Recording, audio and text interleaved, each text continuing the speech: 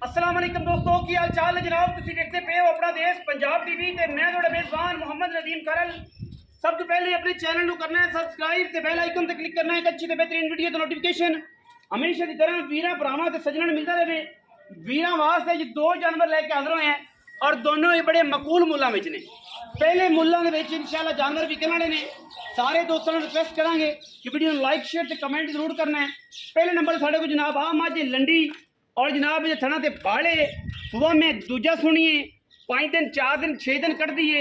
बाकी वीरां दे सामने कोई वीर भरा दा बयाना कर लवे मैं सुन तो बाद लै जाए सानू कोई इतराज नहीं, लेकिन रेट इंतहाई मुनासिब होने ने। पहली काल दे जानवर विकण वाले ने। मैं दी नस्ल दा तुसीं आप देखनी है मेरे सामने। मैं उन्होंने कहांगा नीली दियां तुसीं नीली दियां नहीं समझनियां, मैं कहांगा रावी दियां तुसीं रावी नहीं समझनियां, मैं कहांगा जनाब ये मई क्रॉस ने तुसीं क्रॉस नहीं समझनियां। अपनी नज़र नाल अपनी अखां नाल अपनी मुहब्बत नाल जानवर लेने ने। मझां होणगियां मझां दी गल होएगी, बाकी लेने देने मुकद्दर ने। पहले नंबर वाली जनाब लंडी मझ खुच्चा दे पुछल आंदा है, थान चिड्डा तुहाडे सामने। मैं दरम्यानी कद दी खूबसूरत मझ है और माशाअल्लाह रेट एडा मकूल देना है कि कोई भी वीर पहली काल ते दूसरी काल ते मझ लवेगा। और जिन्होंने मझियां दुध चोना है जेडे कहंदे ने यार साडे को बजट घट है मझ चंगी चाहिदी है, ये वीडियो उन्हां वीरां वास्ते। पहले नंबर वाली मझ तसल्ली कर लो जी। माशाअल्लाह मरले मरले की खूबसूरत वंड लगी है। थना दी अला क्वालिटी है जनाब, आर्डर क्वालिटी लगे है और माशाअल्लाह मझ दे बटन लगे ने। नीली दी मझ है, तुसीं समझ लो रावी, तुसीं समझ लो क्रॉस, तुसीं समझ लो जो कुछ भी, ये तुहाडी समझ है। ये पहले नंबर वाली मझ नंबर 2 ते जावांगे जी। यह जनाब मझ नंबर 2 है वीरां दे सामने तसल्ली तुसीं करनी है। और माशाअल्लाह ये डांगरन मझ है। डांगरना वाले समझते हैं कि डांगरना की होंदियां ने। ये जनाब डांगर ने बिल्कुल धागे वर्गी पूछल। ए तसल्ली करनी जेडे बंदे समझते हैं इस मझ नूं भी 5 मिनट लाणगे।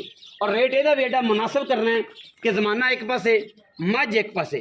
अलहमदुलिल्लाह मझ नूं थान थोड़ा जिहा पतलेरा, लेकिन मैं को दुध जेडे ने ना और मैं कद ते मैं कबाड़ जिन्ने ने वो जमाने च किसी पासे नहीं। मैं पूरे डांगर ने सिर उत्तों जाके कुंडा अखा कालियां बूथी नस्ल जेड़ा बंदा इस मैं समझ गया। बड़े बड़े कद जनाब माझे मझ नूं टोरो जस भाई पिछे तो कट्टा है जी, कट्टा जी ये पिछे कट्टा है। लेकिन दसते जाइए मैं नंबर 2 के बारे कि मैं पहले बच्चा नहीं लेंदी बाद में बच्चा लेंदी है, पहले बच्चा नहीं लेंदी बाद में बच्चा लेंदी है। दुध चोण का जो सारा है वो बाड़े तो पहले मिलती है।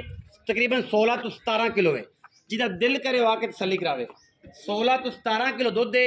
4 तो 6 दिन की मझ सूई हुई है और जनाब 17 किलो दुध मालक कहते हैं 16 तो 17 लीटर दुध इस डांगर मैं करो मैं दुध करेगी 20 तो 22 सेर। एडे कद एडियां नफलियां एडियां बरीकियां आम मई नूं नहीं लगदियां। रेट इंतहाई मुनासिब कराना है। 16-17 किलो वाली को बंदा मैं इन्ने पैसे च देवे असी बैठे हैं। कद कबाड़े और नस्ल के हिसाब नाल मझ एडी होनी चाहिए। बाकी हर फुल की अपनी खुशबू है। बड़े बड़े चौधरी पै ने जेडे गल्लां कर जानते हैं बाद पूरा उतरा नहीं जाता। 2 टाइम रह के मझ चोनी है। चोण का दुध मालक 16 तो 17 कहते हैं। तुसीं 15 दिन च रखा जे मेरे वास्ते और जनाब आए ए मझ तो गब्बन ने थणा की गारंटी होएगी। उत्थे जाके वादा घाटा हो तो जिम्मेदारी इन्हां दी होएगी इंशाअल्लाह। असीं गल्लां सच्चियां ते पक्कियां करने। बाकी अगर तुसीं मझ पास कर ली फिर साडी कोई गारंटी नहीं। अगर तुसीं साडे तवस्सुल नाल मझ लै गए तो फिर साडी गारंटी होएगी थणा दी। उत्थे जाके वादा घाटा हो जिम्मेदार होवांगे। अगर इत्थे तुसीं फिर भी तसल्ली कर सकते हो आके मौके सानू कोई इतराज़ नहीं होता। अस बई आओ हाँ मई बड़ियां जां 2 ने अस बैठे आ अगे भी जोड़ा तेरा चंगा लगे अज फिर दोवें मई किन्ने सूई। हाँ मैं दूसरा सूआ सुनी गब्बन मैं जी दूजे ने वो मैं तीसरा सूआ सूई किन्ने दिन की सूई है। ਉਹਨੂੰ ਸੂਈ ਨੂੰ ਅੱਜ ਚੌਥੇ ਤੋਂ ਪੰਜਵਾਂ ਦਿਨ ਉਹਦਾ ਬੱਚਾ ਅੰਦਰ ਖੜਾ इसका बच्चा लिया मेरे साथ तो इन्हें छाड़ दे बच्चा बच्चा अच्छा बच्चा अंदर खड़ा है कट्टा कट्टा है जी कट्टा मैं इन्हू की मसला असल मैं जी ना पहले मिलती है पहाड़े से सही बच्चे से नहीं मिलती बाद च बच्चा ले ले बाद च बच्चा लेंदी पहले बच्चा ਲੱਤ मैं इत्थों चाह के उत्थे नहीं रखती उत्थे नहीं रखती पाड़े ते चुईंदी है पहाड़े से पहले बच्चा नहीं जापदी बाद च लेंदी। हाँ जी अच्छा सुआ तीजा सुबह पहले नंबर वाली मैं जी ए खड़ी किंगरी जना सिर है हाँ जी ए मदरी ए जनाब मैं लंडी ए मैं सुआ दूजा दूसरा कह रहे थणा दी अपनी गारंटी थणा दी गारंटी इसको वादा घाटा होवे जिम्मेदार जे आपा जिम्मेदार है कितने दिन कट जाएगा 4 तो 5 दिन कट जाए 4 तो 5 मोहब्बत प्यार वाला मोल मुनासिब कर ना तो 4,65,000 4,65,000 विच लाड़ प्यार पर कुछ थोड़ा बहुत है 19 भी हाँ जी हो जाएगा ये लंडी में तो 4,65,000 है और रेट इनका मुनासिब है कि थोड़ी सोच है। अच्छा ये वड्डी में पैसे अब बड्डी में तो बच्चा वेख लो ए बच्चा है जी बंद है जैन मनी का बच्चा है ਕੋਈ ਅਸੀਂ ਇਹ ਨਹੀਂ ਕਰਦੇ ਕਿ ਜਨਾਬ ਲੋਕਾਂ ਤਰ੍ਹਾਂ ਫਰਾਡ ਨਹੀਂ ਕਰਨਾ। ਅਗਰ ਇਹਨੂੰ ਕੋਈ ਵਾਧਾ ਘਾਟਾ ਹੁੰਦਾ ਸੀ ਤਾਂ ਕਹਿ ਸਕਦੇ ਸਾਂ, ਉਹਨੂੰ ਤਾਂ ਬੱਚਾ ਬਣਾ ਕੇ ਵਿਖਾ ਸਕਦੇ ਸਾਂ।